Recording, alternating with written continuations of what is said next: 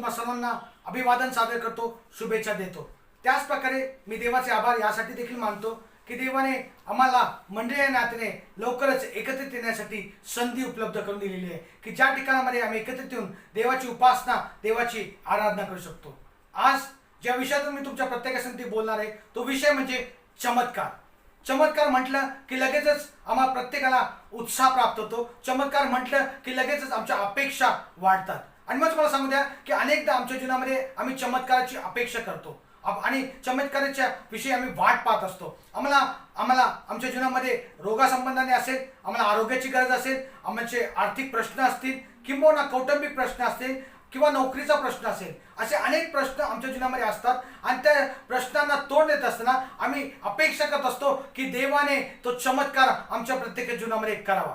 चमत्काराविषयी विचार करत असताना सर्वप्रथम आम्ही चमत्काराची व्याख्या काय किंवा त्याचा डेफिनेशन काय, त्याचा अर्थ काय ते समजावून घेणं अतिशय गरजेचं आहे. चमत्काराचा अर्थ असा आहे की एखादी विलक्षणीय घटना किंवा ज्या घटनेची आम्ही अपेक्षा करत आहोत ती घटना ज्या आमच्या जीवनामध्ये घडते, पण ती घडत असताना कोणत्या प्रकारे नैसर्गिक किंवा वैज्ञानिक नियमांच्या पलीकडे किंवा त्या नैसर्गिक किंवा वैज्ञानिक नियमांनी ती गोष्ट आम्ही समजावून घेऊ शकत नाही, ती चमत्कार आहे. आणि ज्या गोष्टीसाठी देवाचा हस्तक्षेप आमच्या जीवनामध्ये असणं अतिशय गरजेचं आहे, त्या गोष्टींना आम्ही चमत्कार म्हणतो. आणि जसं मी याविषयी विचार करत असताना मला सांगू द्या, पुष्कळ आम्हाला असं वाटतं की आम्ही चमत्काराची अपेक्षा करत असताना नेहमीच्या मार्गांनी तो चमत्कार आमच्या जीवनामध्ये घडावा याची आम्ही अपेक्षा करत असतो. आणि मला सांगू द्या की जर तुमच्या जीवनामध्ये एखाद्या चमत्काराची तुम्ही अपेक्षा करतात आणि तुम्हाला वाटतं की देवाने अद्भुतरित्या तुमच्या जीवनामध्ये तो ब्रेक थ्रू द्यावा, तर मला सांगू द्या हा उपदेश तुमच्या प्रत्येकासाठी आहे. पण मला सांगू द्या, चमत्काराविषयी विचार करत असताना आम्ही नेहमी विचार करत असताना आम्हाला असं वाटतं की ज्या गोष्टींची आम्ही योजना केलेली आहे, ज्या गोष्टींची आम्ही अपेक्षा करत आहोत त्याप्रमाणे त्या गोष्टी घडाव्यात. पण मला सांगू द्या की जर आम्ही त्या प्रकारे जर विचार करत असू तर तो चमत्कार नाही. जर नेहमीप्रमाणे एखादी घटना किंवा नेहमीच्या मार्गाने एखादी गोष्ट जर आमच्या जीवनामध्ये घडायची असेल तर त्याला आम्ही चमत्कार म्हणू शकत नाही. चमत्कार म्हणजे काय माहिती का, जी गोष्ट देवाच्या मार्गाने आमच्या जीवनामध्ये घडते त्यालाच आम्ही चमत्कार म्हणू शकतो. आणि मग पवित्र शास्त्र त्याविषयी काय सांगतं हे आपण वाचूया. यशाचं पुस्तक आहे 55 अध्याय 8 आणि 9 वचन काय म्हणतं, वाचा. कारण माझ्या कल्पना तुमच्या कल्पना नाहीत, माझे मार्ग तुमचे मार्ग नाही, असे परमेश्वर म्हणतो. कारण आकाश जसे पृथ्वीहून उंच आहे तसे माझे मार्ग तुमच्या मार्गाहून आणि माझ्या कल्पना तुमच्या कल्पनाहून उंच आहे. आमेन. या ठिकाणी पाहतो की देवाचं वचन अतिशय स्पष्टरित्या आम्हाला सांगत आहे की देवाचे मार्ग, देवाच्या कल्पना कशा आहेत. आणि तो या ठिकाणामध्ये तुलना करत असताना म्हणत आहे की आकाश कसं पृथ्वीपासून उंच आहे तसं माझी कल्पना आणि माझे विचार तुमच्यापासून उंच आहे. याच्यावर आम्हाला एक गोष्ट पाहायला मिळते की पृथ्वीवरील मार्गांनी किंवा पृथ्वीवरील विचारांनी दैवी गोष्टी आमच्या जीवनामध्ये घडाव्यात जर आम्हाला असं वाटतं तर मला सांगू द्या त्या मानवीरित्या किंवा पृथ्वीवरील मनाने किंवा बुद्धीने आम्ही त्या गोष्टीचा विचार करू शकत नाही. आणि मला सांगू द्या त्या गोष्टी फक्त देवच आमच्यासाठी करू शकतो. आणि मला सांगू द्या की देव जशी एखादी गोष्ट करतो ती आमच्या विचारांच्या पलीकडे, ती आमच्या आम्ही पाहतो की ती इतकी उंच आहे, आमच्यापासून इतकी दूर आहे, उंच आहे, त्या प्रकारे ती आमच्या जीवनामध्ये घडत असते. मग आपण वाचूया पहिले कंदेचा 2 अध्याय 9 वचन काय म्हणतं. हे तर या शास्त्रलेखाप्रमाणे आहे, डोळ्यांनी जे पाहिले नाही, कानांनी जे ऐकले नाही व माणसाच्या मनात जे आले नाही ते आपणावर प्रेम करणाऱ्यांसाठी देवाने सिद्ध केलेले आहे. आमेन. या ठिकाणी पाहतो की डोळ्यांनी ते पाहिले नाही, कानांनी ते ऐकले नाही, मनुष्याच्या मनात देखील आले नाही, अशा गोष्टी ज्या देव आमच्यासाठी करतो त्यालाच आम्ही चमत्कार म्हणतो. मला माहिती आहे की पुष्कळ आम्ही एखादी गोष्टीचं गॅस करण्याचा प्रयत्न करतो, पण मला सांगतो ती गॅस करण्याच्या पलीकडे आहे. देव ती गोष्ट आमच्यासाठी करत असतो आणि देवालाच ती गोष्ट ठाऊक असते. पण जेव्हा मी चमत्काराविषयी विचार करतो त्या चमत्काराविषयी विचार करत असताना जर आम्हाला असं वाटतं की आमच्या जीवनामध्ये देवाने चमत्कार करावा तर ज्या गोष्टी देव पाहतो किंवा ज्या प्रकारे देव ती गोष्ट पाहतो त्या प्रकारे आम्ही पाहणं अतिशय गरजेचं आहे. आणि मग मी ज्या इस्रायल लोकांविषयी विचार करतो तर इस्रायल लोक जे होते ते त्या रानामध्ये भटकत होते आणि रानामध्ये भटकत असताना देवाने अद्भुतरित्या त्यांच्या गरजा भागवल्या होत्या. ज्यावेळेस त्यांना भूक लागत होती त्यास देवाने स्वर्गातून त्यांना मान्ना पुरवला होता, ज्यास त्यांना तहान लागली त्यास देवाने त्यांना खडकातून पाणी दिलं. आणि हे सर्व दिलेले असताना सुद्धा आम्ही पाहतो की ते त्या ठिकाणी देवाविरुद्ध कुरकुर करते, देवाच्या सेवकाकडे ते जातात आणि ते कुरकुर करतात आणि ते म्हणतात की आम्हाला मांस हवं आहे. आणि तुम्ही पाहतो की ज्यावेळेस ते ही कुरकुर देवासमोर करतात त्यावेळेस चमत्कारिकरित्या देव त्यांची गरज भागवतो. आणि ती गरज भागवत असताना त्यांची जी भूक आहे किंवा जी क्रेविंग ज्याला आम्ही म्हणतो, जी त्यांची लालसा आहे ती देवाने त्या ठिकाणी भागवलेली आहे. आणि त्यानंतर काय घडलं ते फार विपरीत आहे, पण त्याकडे आम्ही जाणार नाही. तर मला सांगू द्या, या चमत्कार घडण्यापूर्वी काय गोष्टी घडल्या ते आपण वाचूया. गणनाच पुस्तकाचा 11वा अध्याय आणि 18 वचन वाचूया. तू लोकांना सांग की उद्यासाठी तुम्ही स्वतःला शुद्ध करून घ्या, म्हणजे तुम्हाला मांस खायला मिळेल. आम्हाला खायला मांस कोण देईल, आणि मिसर देशातून आम्ही आपले बरे होतो.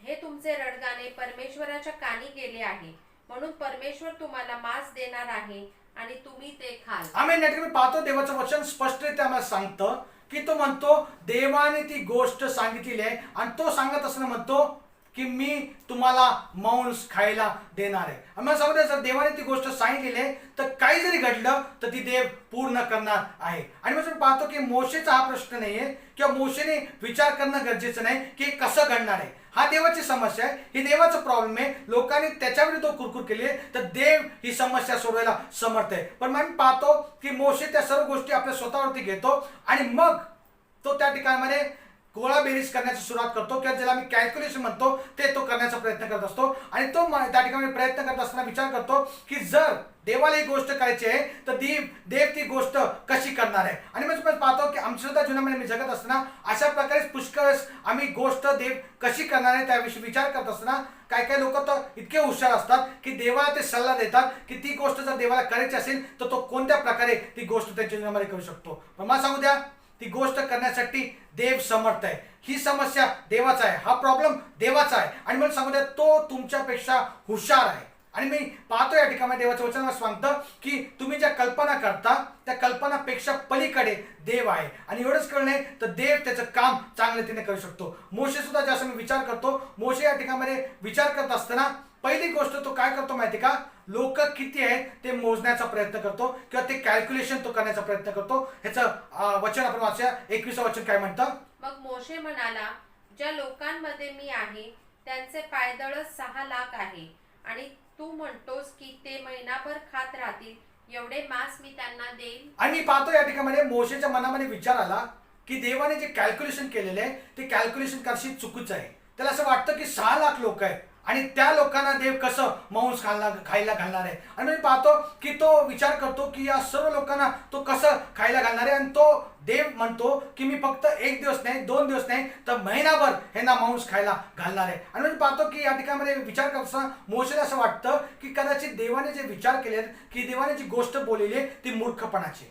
पण मला सांगू द्या, देवाचं वचन आम्हाला सांगतं की देवाचं मूर्खपण आमच्या शहाणपणापेक्षाही श्रेष्ठ आहे. आणि मग पाहतो की देव कसं ते करणार आहे, ते करण्याची जबाबदारी देवाची आहे. आणि मी पाहतो या ठिकाणी देवाचं वचन आम्हाला सांगतं की मोशे याविषयी विचार करत असताना नंतर काय विचार करतो माहिती का, तो आपल्याकडे उपलब्ध असणारी साधनांविषयी विचार करतो आणि त्या साधनांच्या द्वारे देव कसा चमत्कार करू शकतो याकडे तो पाहत आहे. आणि मग तो अवतीभोवती लक्ष लावतो आणि अवतीभोवती लक्ष लावल्यानंतर त्याला ज्या गोष्टी दिसतात त्याच्यावरून देवाला तो प्रश्न विचारतो. 22 वचन काय म्हणतं आपण वाचूया.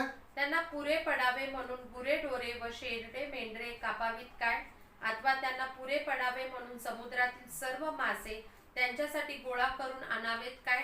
आम्ही या ठिकाणी विचार करत असताना विचार करतो कधी कधी मोशे किती मूर्ख आहे आणि तो असा विचार कसा करू शकतो. पण मला सांगू द्या, आम्ही देखील आमच्या जीवनामध्ये जगत असताना पुष्कळ अशा प्रकारचे विचार करतो ज्या प्रकारचे विचार मोशेने केलेले आहे. आणि मी पाहतो की जे सर्व साधारण किंवा सर्व सामान्य आहे त्या प्रकारे तो विचार करतो आणि आम्ही सुद्धा तसे विचार करतो. आणि आमची जी गरज आहे ती गरज भागवण्यासाठी आमच्याकडे असणारी उपलब्धता आम्ही पाहतो किंवा जे रिसोर्सेस आमच्याकडे आहे त्याच्याकडे आम्ही लक्ष देतो आणि मला वाटतं की त्याच्याद्वारे देव आमची गरज भागवणार आहे. पण मला सांगू द्या, या ठिकाणी देवाच्या वचनामध्ये सांगतं की देवाचे जे मार्ग आहेत ते वेगळे आहेत आणि त्याला कोणत्या प्रकारच्या आमच्या सल्ल्याची गरज नाहीये. आणि मी या ठिकाणी पाहतो की मोशे सुद्धा या गोष्टीचा विचार करत असताना तो विचार करत असताना फार मर्यादित असे विचार करतो. त्याचा तो दृष्टांत किंवा विजन ज्याला मी म्हणतो त्याचं जे पाहण्याचे दृष्टिकोन आहे. स्तोत्राचा 11वा अध्याय आणि पहिलं वचन काय म्हणतं वाचा. विश्वास हा आशा धरलेल्या गोष्टींविषयीचा भरोसा आणि न दिसणाऱ्या गोष्टींबद्दलची खात्री आहे. आम्ही या ठिकाणी असं म्हणलेलं आहे, विश्वास काय माहिती का, न दिसणाऱ्या गोष्टीविषयीची खात्री. कधी कधी आम्ही ज्या गोष्टी दिसतात त्याच्याविषयीची खात्री बाळगतो, पण विश्वासाविषयी विचार करत असताना ज्या गोष्टी आम्हाला दिसत नाही त्या गोष्टीविषयीचा खात्री आमच्या अंतःकरणामध्ये असते, त्यालाच आम्ही विश्वास म्हणतो. ही किती अद्भुत अशी गोष्ट आहे, ही किती सुंदर अशी गोष्ट आहे, हे आम्ही देवाच्या वचनातून पाहतो. आणि म्हणजे पाहतो की देवाच्या मनामध्ये जे आमच्या विषयीच्या कल्पना आहेत, जे विचार आहेत, ते फार वेगळे असे आहेत. आणि ज्यावेळेस मोशेला उत्तर देव देतो, ते उत्तर देत असताना कोणत्या प्रकारे उत्तर त्याला देव देतो ते पाहणं अतिशय गरजेचं आहे. मोशेला उत्तर देत असताना देव असं उत्तर देत नाही की माझ्या मुला, ज्या प्रकारचं कॅल्क्युलेशन तू करत आहे ते कॅल्क्युलेशन चुकीचं आहे, माझी योजना अशा प्रकारे आणि मी तुमच्यासाठी चमत्कार करणार आहे. तर या ठिकाणी पाहतो देवाचं वचन मला सांगतं की देव कशा प्रकारे तो उत्तर देत आहे. सांगू द्या, देव जर तुम्ही चमत्काराची तुमच्या जीवनामध्ये अपेक्षा करतात, तर चमत्काराची अपेक्षा करत असताना देव काय म्हणतो ते पाहणं अतिशय गरजेचं आहे. देव तुम्हाला कसं तो चमत्कार करणार आहे, कधी तो चमत्कार करणार आहे, त्याविषयी तो काय सांगत नाही. तुम्हाला फक्त वाट पाहायची गरज असते आणि देवाची प्रतीक्षा करणं अतिशय गरजेचं आहे. आणि मग पवित्र शास्त्रामध्ये सांगतं देवाने मोशेला जे उत्तर दिलं ते पाहणं अतिशय गरजेचं आहे. देव मोशेला काय म्हटलं, गणनाचं पुस्तक याचा 11 अध्याय 23 वचन वाचा. परमेश्वर मोशेला म्हणाला, परमेश्वराचा हात काय तोडका पडला आहे, त्याचे म्हणणे तुझ्या प्रत्यास येते की नाही हे तू आता भाषी. आमेन. या ठिकाणी देव त्याला स्पष्टरित्या सांगतो की देवाने जर ती गोष्ट बोललेली आहे तर कोणत्या ना कोणत्या मार्गाने ती देव पूर्ण करणार आहे. मला सांगू द्या, देव जर बोलला आहे तर ती घडणारच आहे. काय जरी घडलं, जग उलटं पालतं जरी झालं तर देव ती गोष्ट केल्याशिवाय राहणार नाही. आणि त्याच प्रकारे गणनाचं पुस्तकाचा 23 अध्याय आणि 19 वचन आपण वाचूया. काय म्हणलेले, देव काही मनुष्य नाही की त्याला लबाडी करावी, तो काही मानवपुत्र नाही की त्याला अनुताप करावा. दिलेले वचन तो पाळणार नाही काय, दिलेला शब्द तो पुरा करणार नाही काय. आमेन. या ठिकाणी पाहतो की जर आम्ही महान असा विश्वास ठेवतो, तो महान असा विश्वास यासाठी मी ठेवतो कारण का आम्ही महान अशा देवाची सेवा करतो. आणि जो ज्या महान देवाची आम्ही सेवा करतो त्याला महान असे मार्ग माहीत आहेत की ज्याद्वारे तो ती गरज भागू शकतो. आणि मला सांगू द्या की कधी कधी आम्ही आमच्या मर्यादित बुद्धीने, जे आमचा मेंदू आहे त्याच्याने विचार करण्याचा प्रयत्न करतो, पण मला सांगू द्या आमच्या विचारांच्या पलीकडे देव आमच्या जीवनामध्ये काम करायला समर्थ आहे. आणि म्हणजे पाहतो की ज्यावेळेस तो चमत्कार घडला तर मोशे आश्चर्यचकित झाला. एवढंच कळलं तर कदाचित आमच्या भाषेत म्हणायचं तर त्यांनी आपल्या तोंडामध्ये बोटं घातली असेल. आपण वाचूया गणनाचं पुस्तकाचा 11 अध्याय आणि 31 वचन काय म्हणतं. नंतर परमेश्वरापासून वाहिलेल्या वाऱ्याने समुद्रावरून लावे आणले, ते छावणीवर व छावणी सोबती इतके आले की छावणीच्या मागे व पुढे 1 दिवसाच्या अंतरापर्यंतच्या प्रदेशात त्यांचे सुमारे 2 हात उंचीचे थर जमला. आम्ही नेटमध्ये पाहतो की ज्या गोष्टींची कल्पना सुद्धा मोशेने केली नसेल, जे आम्ही इंग्लिशमध्ये म्हणतो वाइल्डेस्ट इमॅजिनेशन, ज्या गोष्टीचा दूरपर्यंत मोशेने विचार केला नव्हता, ती गोष्ट देवाने अद्भुतरित्या केली आणि तो चमत्कार देवाने त्या ठिकाणामध्ये केलेला आहे. ह्याच्यावर मला एक गोष्ट पाहायला मिळते की जर तुम्हाला तुमच्या जीवनामध्ये चमत्काराची अपेक्षा असेल तर देवावरती विश्वास ठेवणं अतिशय गरजेचं आहे. जर तुमच्या अंतःकरणामध्ये विश्वास असेल की देव हा चमत्कार तुमच्यासाठी करू शकतो, तर खात्रीशीरत्या मला तुम्हाला सांगू द्या, देव तो चमत्कार तुमच्या जीवनामध्ये केल्याशिवाय राहणार नाही. दुसरी गोष्ट जी आम्हाला चमत्कार आमच्या जीवनामध्ये हवा असेल तर आम्ही करणं अतिशय गरजेचं आहे, ते म्हणजे आमच्या प्रत्येकाच्या जीवनामध्ये धैर्य, धीर असणं अतिशय गरजेचं आहे. आणि त्याचं उत्तम उदाहरण पवित्र शास्त्रामध्ये आम्हाला वाचायला मिळतं अब्रामाच्या जीवनामध्ये.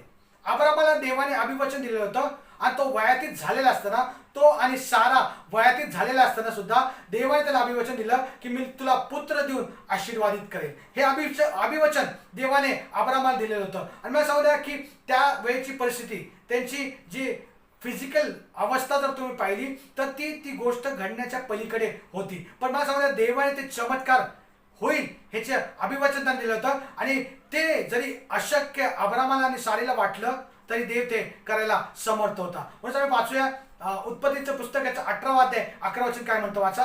अब्राम व सारा हे वृद्ध वयातील होते आणि स्त्रियांच्या रीतीप्रमाणे सारेला पाळी येण्याचे बंद झाले होते. आमेन. या ठिकाणी पाहतो की नैसर्गिकरित्या ज्या अवस्थेमध्ये सारा होती त्या अवस्थेमध्ये तिला बाळ होणं अशक्य होतं. कारण तिथं असं म्हणलेलं आहे की स्त्रियांच्या रीतीप्रमाणे सारेला पाळी येण्याचे बंद झाले होते. ह्याचा अर्थ आम्हाला पाहायला मिळतं की म्हणूनच त्यांना असं वाटलं की ही गोष्ट अशक्य आहे. पण मला सांगू द्या, जी गोष्ट आम्हाला अशक्य वाटते ती देवाला शक्य आहे. आणि जे गोष्टी मला अशक्य वाटतात त्याच गोष्टी देव चमत्कारिकरित्या आमच्या प्रत्येक जीवनामध्ये करतो आणि ते शक्य करून दाखवतो. आणि त्याचंच वचन आपण वाचूया. त्याच अध्यायाचं 14 वचन काय म्हणतं मला वाचा. परमेश्वराला काही असाध्य आहे त्या काय? ठिकाणी देवाचं वचन आम्हाला सांगतं की परमेश्वर त्यांना म्हटला की परमेश्वराला काही असाध्य आहे काय. आणि पुढे काय म्हणतो वाचा. नेमलेल्या समय वसंत ऋतूत मी तुझ्याकडे परत येईल, तेव्हा सारेला मुलगा होईल. नेमलेल्या समयी वसंत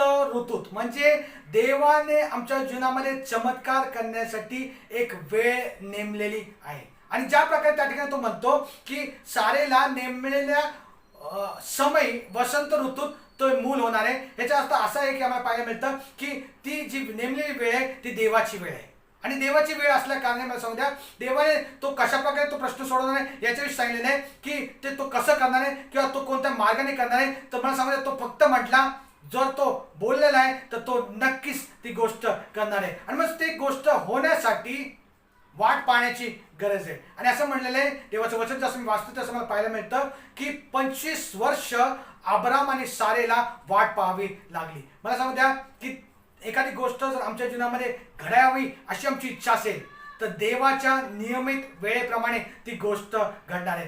गॉड्स ऑर्डेन टाइम. आणि मला सांगू द्या ती जर गोष्ट घडायची असेल तर त्यावेळेसच घडणार आहे आणि त्याच्याशिवाय ती घडणार नाही. आमच्या सुद्धा जीवनामध्ये मी जगत असताना देवाच्या वेळेशिवाय एखादी गोष्ट आमच्या कधीच जीवनामध्ये घडणार नाही. आणि म्हणून तुम्हाला आवडो किंवा न आवडो देवाची एक ठराविक वेळ आहे. आणि ज्या प्रकारे अब्राम आणि सारेला 25 वर्ष वाट पाहावी लागली. आणि मला सांगू द्या ही जी वाट पाहण्याची वेळ आहे किंवा जी प्रक्रिया आहे ती फार त्रासदायक आहे आणि ती वाट पाहणं अतिशय गरजेचं आहे. आणि मला सांगू द्या की ज्यावेळेस तुम्ही एखादी गोष्टीची अपेक्षा करता, एखादी चांगली गोष्ट तुमच्या जीवनामध्ये घडावी असं तुम्हाला वाटतं तर त्यासाठी तुम्ही पेशंट असणं अतिशय गरजेचं आहे, वाट पाहणं अतिशय गरजेचं आहे. पण मला सांगू द्या या जगामध्ये आम्ही जगत असताना, ज्या धकाधकीच्या जीवनामध्ये आम्ही जगत आहोत त्या गोष्टीमध्ये जगत असताना आम्हाला सर्व काही गोष्टी लगेचच हव्या आहेत, ज्याला मी 2 मिनिट्समध्ये म्हणतो. लगेचच ती गोष्ट घडावी. मला सांगू द्या आम्हाला ती आत्ताच हवी असती. पण मला सांगू द्या देवाचं वचन जसं मी वाचतो तसं आम्हाला पाहायला मिळतं की देवाची एक काम करण्याची पद्धत आहे आणि त्या कामाच्या पद्धतीप्रमाणे देव आमच्या जीवनामध्ये घडत असतो. आणि देवाचं एक टाइम टेबल आहे आणि देव त्या टाइम टेबल प्रमाणे आमच्या प्रत्येक जीवनामध्ये काम करत असतो. 2 पेत्रेचा 3रा अध्याय 8 वचन आपण पाहूया. देवाचं वचन काय सांगतं. 2 पेत्र 3:8 मध्ये काय म्हटलेले. तरी प्रियजन हो, ही एक गोष्ट तुम्ही विसरू नका की प्रभूला एक दिवस 1000 वर्षासारखा आहे आणि 1000 वर्ष एक दिवसासारखी आहे. आम्ही या ठिकाणी पाहतो की देवाचं वचन आम्हाला स्पष्ट सांगतं की देवाची वेळ जी आहे किंवा देवाचे जे पाहण्याचा दृष्टिकोन आहे तो फार वेगळा आहे. एक दिवस 1000 वर्षासारखा, 1000 वर्ष एका दिवसासारखे. आणि म्हणजे मी पाहतो की या ठिकाणामध्ये साराला ज्यास देवाने अभिवचन दिलं, अब्रामाला ज्यास अभिवचन दिलं त्यावेळेस देवाने ती वेळ ठरवलेली होती कधी त्या गोष्टी घडणार आहे. पण मला सांगू दे या ठिकाणी पाहतो देवाचं वचन सांगतं की सारा वेगळ्या प्रकारचे देवाला सल्ला देण्याचा किंवा एक ऑल्टरनेट मार्ग देवाला दाखवण्याचा प्रयत्न करते की जेणेकरून देवाने जे अभिवचन त्याला दिलेले आहे ते तो देव पूर्ण करू शकणार आहे. आणि मग मी पाहतो की ते घडल्या कारणाने किंवा साराच्या मनामध्ये विचार आल्या कारणाने हगारचं पिक्चर हगार पिक्चरमध्ये येते किंवा हगारमध्ये या सर्व गोष्टींच्या येते. आणि मी पाहतो की ज्यावेळेस आम्ही पाहतो की देवाने ते अभिवचन दिलं होतं त्या अभिवचनामध्ये हगार कोणत्या प्रकारे देवाच्या योजनेमध्ये नव्हती, पण हगाराला सारेने त्या ठिकाणामध्ये आणलं. त्याचं कारण काय माहिती का, सारा ही त्या गोष्टींसाठी धीराने वाट पाहण्यासाठी तयार नव्हती. आणि मग पाहतो की इस्माईलचा जन्म झाला आणि इस्माईलचा जन्म झाल्या कारणाने साऱ्याच्या धीर न ठेवल्यामुळे इस्माईलचा जन्म झाला. आणि ज्यावेळेस मी पाहतो की साराला जी गोष्ट तिला आनंद देणारी वाटत होती तीच कालांतराने तिला त्रास देणारी घडली. आणि म्हणजे पाहतो या ठिकाणी देवाचं वचन सांगतं की देवाचा जे निर्णय आहे तो देव निश्चितच पूर्ण करणार आहे. आणि ज्यावेळेस हा सर्व निर्णय ते घेत होते त्यावेळेस देव शांत राहून या सर्व गोष्टी बघत होता. आणि ज्यावेळेस सारा गरोदर झाली आणि तिला पुत्र झाला, त्या पुत्र झाल्यानंतर सारेच्या इच्छेप्रमाणे सर्व काही गोष्टी घडल्या तरी सारेला आनंद प्राप्त झाला नाही. एवढंच कळलं नाही तर सारेची जी शांती आहे ती सारा सुद्धा गमावलेली होती. आणि एवढंच कळलं नाही तर सारेच्या जीवनामध्ये द्वेष भावना, त्याच प्रकारे मी पाहतो की चढाओढ ही तिच्या जीवनामध्ये आली आणि गोंधळ तिच्या जीवनामध्ये आलेला आहे. मला सांगू द्या कोणत्याही जीवनामध्ये जगत असताना कोणत्याही प्रकारे देवाची योजना आमच्या जीवनामध्ये पूर्ण करण्यासाठी मानवी पद्धती उपयोगात आणता कामा नये. तर देवाची जी पद्धत आहे ती वापरणं अतिशय गरजेचं आहे. जरी तुमच्या जीवनामध्ये तुम्ही गोंधळात आहात, कसं तुम्ही जावं, कोणता मार्ग तुम्ही निवडावा हे तुम्हाला जर कळत नसेल तर मला सांगू द्या तुम्ही देवाच्या चरणाजवळ जा. देवाकडे प्रार्थना करा, देवाची वाट पहा आणि निश्चितच मला सांगू द्या, देव तुमच्या जीवनामध्ये तो चमत्कार केल्याशिवाय राहणार नाही. कालांतराने मी पाहतो तीच घटना सारेची जी सून होती रिबेका, तिच्या जीवनामध्ये आम्ही पाहायला मिळतो की रिबेकाला देवाने अभिवचन दिलं होतं आणि सांगितलं होतं की तुझ्या उदरामध्ये 2 राष्ट्र आहे. आणि त्याच्याविषयी अभिवचन देत असताना ती म्हटली की जो धाकट्याची सेवा आहे ती मोठा करणार आहे. आणि ज्या ही गोष्ट त्या रिबेकाने ऐकली, त्या रिबेकाने काय केलं माहिती आहे का, तिने तिच्या पतीला फसवलं आणि त्याच प्रकारे तिच्या थोरल्या मुलाला देखील फसवलं. आणि त्याचे परिणाम असे झाले की तिचा पुत्र ज्याच्यावरती तिचं प्रेम होतं, जो याकोब होता, त्याला सुद्धा या सर्व गोष्टीमुळे अनेक वर्ष गमावावी लागली. आपल्या जीवनातली 20 वर्ष त्या याकोबाला त्यामुळे गमावावी लागली. आणि मग आम्ही पाहतो की जे धीर धरणं आहे हा पवित्र आत्म्याचं फळातला एक गुणधर्म आहे. आणि आम्ही पाहतो की आम्ही धीर धरणं अतिशय गरजेचं आहे. देवाचं वचन काय सांगतं, स्तोत्रसंहिता 37 आणि 7 आणि 8 वचन आम्ही वाचूया. काय म्हटलेले, परमेश्वराच्या अधीन होऊन स्वस्थ राहा, त्याची प्रतीक्षा शांतपणे करीत राहा. जो मनुष्य आपल्या मार्गाने उत्कर्ष पावतो, जो मनुष्य दुष्ट संकल्प सिद्धीस नेतो, त्याच्यावर जळफळू नकोस, राग सोडून दे. आणि या ठिकाणी पाहतो देवाचं वचन आम्हाला सांगतं की ज्यावेळेस एखाद्या गोष्टीची तुम्ही धीराने वाट पाहता, धीराने वाट पाहणं म्हणजे काय माहिती का, कोणत्या प्रकारे त्या गोष्टीविषयी तुम्ही काळजी करत नाही. You stop worrying about those things. आणि मग सांगू द्या, जर तुम्ही काळजी करत नाही तर तुम्ही राग सुद्धा तुम्हाला येणार नाही. आणि पवित्र शास्त्रामध्ये सांगतं की जर या गोष्टी तुमच्या जीवनामध्ये घडतात त्यामुळं तुम्हालाच, तुमच्या शरीराला त्याच्यामुळे त्रास होत असतो. आणि म्हणजे पाहतो की जसं मी काळजी करतो, जसं मी चिंता करतो, त्यास आम्ही पाहतो मानसिकरित्या आम्ही डिप्रेस्ड होतो किंवा मानसिकरित्या आम्ही निराश होतो. एवढंच कळणे तर शारीरिकरित्या आम्ही जसं काळजी करतो त्यावेळेस आम्ही अशक्त होतो. आणि जी काळजी करणं आहे, जी चिंता करणे ते त्यांनी कोणत्याच प्रकारे आम्हाला फायदा होत नाही. आणि तुम्ही पाहतो की प्रभू ख्रिस्त सुद्धा त्याविषयी म्हणत असताना म्हटला की तुम्ही जी काळजी चिंता करता त्याने तुम्ही आपल्या आयुष्याची दोरी हातभरी लांबू शकत नाही. आणि तुम्ही पाहतो की जर तुम्ही काळजी करता याचा अर्थ असा आहे की तुमच्या अंतःकरणामध्ये विश्वास नाही.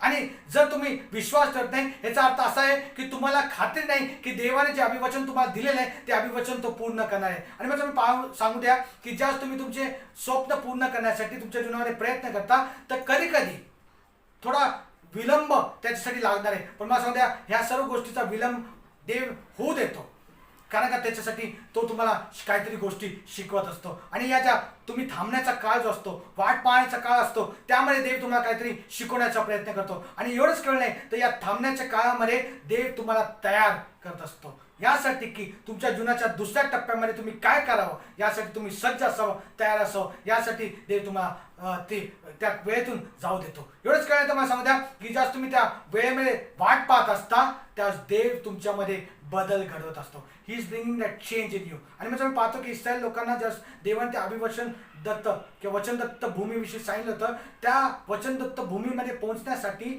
त्यांना काळ लोटला, काही वेळ लोटला. आणि या वेळ लोटल्या कारणाने ते जे लोक आहेत ते इम्पेशंट झाले किंवा अधीर ते झाले आणि ते कुरकुर करायला लागले.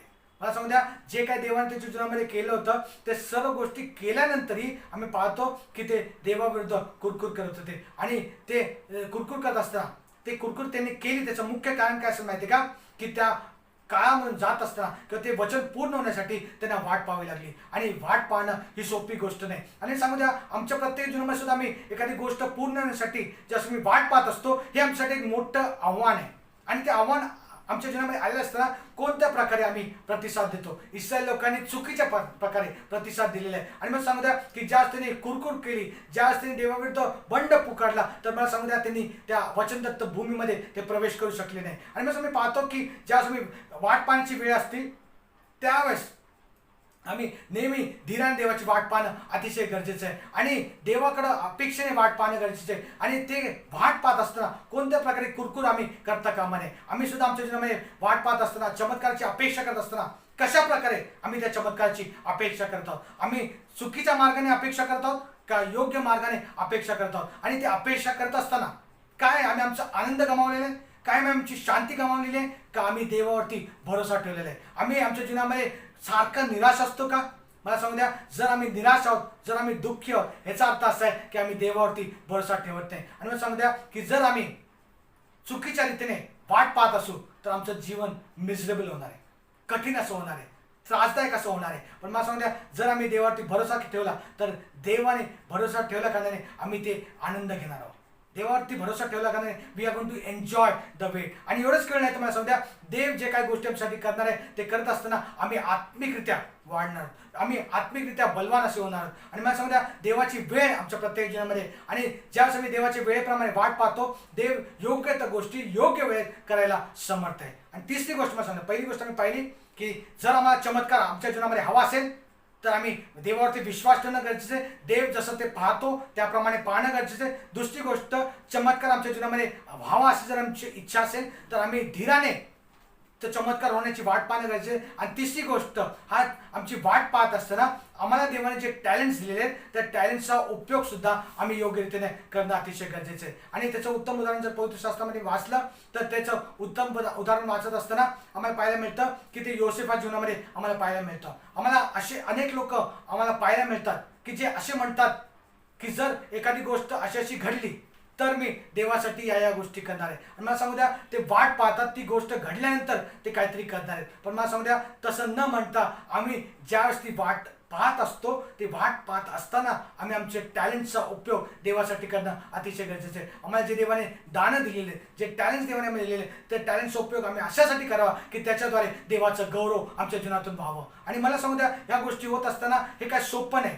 जर तुम्ही वाट पाहतात ब्रेक थ्रूची, ती सोपं नाही. पण मला सांगू द्या, तुम्ही वाट पाहणं अतिशय गरजेचं आहे. जो योबाच्या जीवनामध्ये मी पाहतो की योबाच्या जीवनामध्ये चमत्कार होण्यापूर्वी देवाने त्याला सांगितलं की तू जाऊन आपल्या मित्रांसाठी प्रार्थना कर, म्हणजे तुला तुमच्या जीवनामध्ये चमत्कार पाहायला मिळेल. आणि मला सांगू द्या, योबाने ज्या त्याच्या मित्रांसाठी जाऊन प्रार्थना केली त्याच देवाने योबाचे प्रश्न सोडले. योसेफाच्या जीवनात सुद्धा मी पाहतो की योसेफाला सुद्धा जे अभिवचन देवाने त्याला दिलेलं होतं ते पूर्ण होण्यासाठी 13 वर्ष लागले. 17 वर्षाचा असताना योसेफाला देवाने अभिवचन दिलं आणि 30 वर्षाचा असताना ते अभिवचन देवाने योसेफाच्या जीवनामध्ये पूर्ण केले. पण या 30 वर्षाच्या त्या 13 वर्षाच्या काळामध्ये योसेफ असताना त्यांनी कोणत्या प्रकारे आपला प्रामाणिकपणा सोडला नाही. एवढंच केवळ नाही, तो कोणत्या प्रकारची तडजोड त्याने केली नाही. आणि म्हणून मी पाहतो की त्याला देवाने त्याचं अभिवचन त्याच्या जीवनामध्ये ते पूर्ण केलेलं आहे. आणि मी पाहतो की त्या काळामध्ये असताना देखील देवाने जे गिफ्ट त्या योसेफाला दिलं होतं ते गिफ्टचा उपयोग योसेफाने केलेला आहे. त्याला गिफ्ट काय दिली होती माहिती का देवाने? ती गिफ्ट ही होती की योसेफ जे स्वप्न आहे त्या स्वप्नाचा अर्थ सांगू शकत होता. आणि म्हणून जास्त तो तुरुंगात होता त्यावेळेस त्या ठिकाणी 2 लोक आले होते ज्यांनी त्यांचे स्वप्न त्या योसेफाला सांगितले आणि त्या लोकांचा स्वप्नाचा अर्थ योसेफाने त्यांना सांगितला. आणि मग मी पाहतो की कालांतराने ज्यावेळेस तो व्यक्ती तुरुंगातून बाहेर गेला, तो राजाचा जो पॅलेसदार होता तो त्या तुरुंगातून बाहेर गेला, त्यावेळेस असं म्हटलेलं आहे, ज्या त्या फारो राजाला स्वप्न पडलं त्यावेळेस त्याला योसेफाची आठवण झाली आणि त्याने ते योसेफाला बोलावणं पाठवलं आणि मग योसेफाला तुरुंगातून बाहेर आणलं आणि योसेफाने त्या स्वप्नाचा अर्थ सांगितला. आणि ह्याचा अर्थ असा आहे की ज्यावेळेस त्या स्वप्नाचा अर्थ त्यांनी सांगितला त्यावेळेस देवाने त्याच्या जीवनामध्ये चमत्कार केला आणि जे अभिवचन देवाने योसेफाला दिलं होतं ते अभिवचन देवाने योसेफासाठी पूर्ण केलेले आहे. मला सांगू द्या, आजही जर तुम्ही तुमच्या जीवनामध्ये चमत्काराची अपेक्षा करतात तर चमत्काराची अपेक्षा करत असताना कशा प्रकारे तुम्ही अपेक्षा करतात? काय देवाने जे तुम्हाला टॅलेंट्स दिलेले, जे गिफ्ट्स तुम्हाला देवाने दिले त्याचा तुम्ही उपयोग करत आहात का? योसेफाने जसा आपल्या टॅलेंटचा आपल्या गिफ्टचा उपयोग केला त्या प्रकारे आम्ही आमचे टॅलेंट्स आणि गिफ्टचा उपयोग करणं अतिशय गरजेचं आहे. आणि ज्यावेळेस आम्ही ते वाट पाहत असताना या गिफ्टचा उपयोग करतो त्यावेळेस देव अकस्मातरित्या अद्भुतरित्या आमच्या प्रत्येकाच्या जीवनामध्ये चमत्कार करतो. देव करो हे सर्व काही करण्यासाठी देव प्रत्येकाला सहाय्य करो. आम्ही विश्वास ठेवावा की देव निश्चितच चमत्कार आमच्यासाठी करणार आहे. जसं देव त्या गोष्टी पाहतो तसं आम्ही पाहणं अतिशय गरजेचं आहे. त्याच प्रकारे धीराने तो चमत्कार आमच्या जीवनामध्ये व्हावा याची वाट आम्ही पाहणं गरजेचं आहे. आणि तो चमत्कारची वाट पाहत असताना देवाला मदत करण्याच्या ऐवजी, देवाला सल्ले देण्याच्या ऐवजी देवाची वेळेची वाट पाहणं अतिशय गरजेचं आहे. आणि तिसरी गोष्ट, देवाने जे टॅलेंट्स आम्हाला दिले त्या वेटिंग पिरियडमध्ये, त्या वाट पाहण्याच्या काळामध्ये त्या टॅलेंटचा उपयोग आम्ही करत राहणं अतिशय गरजेचं आहे. देव हे करण्यासाठी मग प्रत्येकाला सहाय्य करो, मदत करो. यासोबत आपण डोळे बंद करूया आणि आपण प्रार्थना करूया. स्वर्गीय प्रेमळ पिते, आम्ही धन्यवाद करतो, तुझी स्तुती करतो.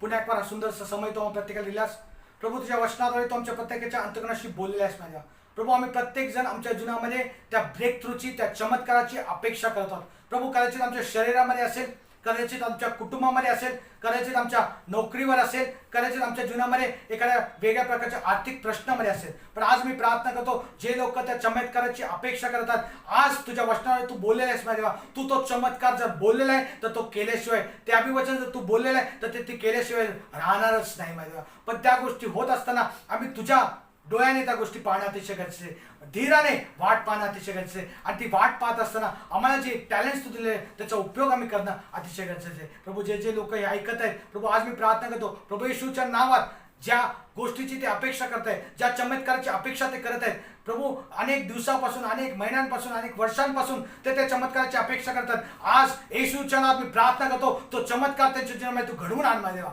आणि प्रभू, त्यांना तू आनंदित कर अशी प्रार्थना ती करतो. पुन्हा एक बार हा सर्व तो समय तुझ्या हातावर समर्पित कर, येशू ख्रिस्ताच्या प्रिय आणि गोडान मागतो म्हणतोय, आमेन.